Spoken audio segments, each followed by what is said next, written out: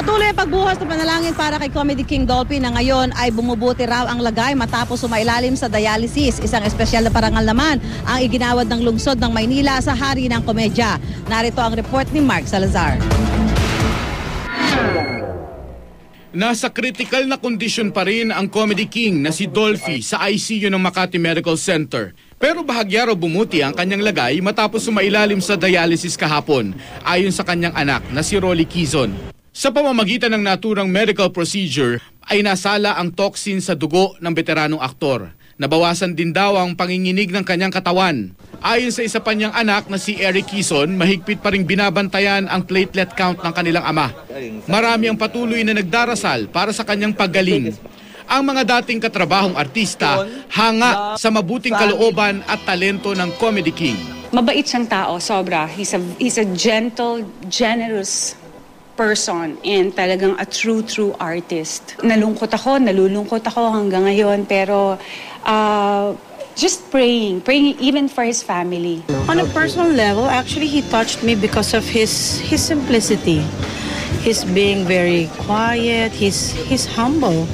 I mean, he's very nice and super duper gentleman. Si Tatay, kilala natin lahat yan. Fighter yan eh. So, we're hoping na itong pinagdadaanan niya ngayon, malalampasan din niya.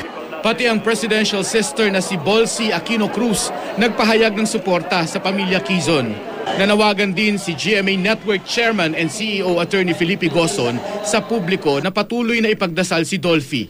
We are praying for his speedy recovery. And Dolphy is really an icon. He's not just a national artist.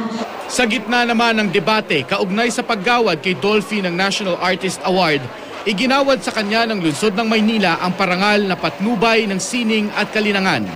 Bilang pagkilala ito sa kontribusyon at natatanging pagganap ng aktor sa teatro, radyo, telebisyon at pelikulang Pilipino na nagbigay ng kaligayahan sa sambayanang Pilipino.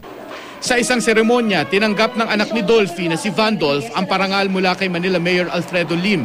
Thank you po sa Mayor Lim at sa mga taga Manila for giving this award to our dad.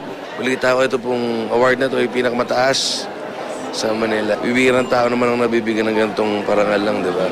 Patuloy naman daw isusulong ni Mayor Lim sa kinauukulan na maibigay kay Dolphy ang National Artist Award. Ngayon, nire-reiterate ko na dahil sa napakarami, milyon-milyon mga tao na nabigyan ni Dolphy ng kasiyahan at kagalakan sa kanyang mga pagpapatawa, dapat bigyan naman ng pagpapahalaga yon. Mark Salazar, GMA News.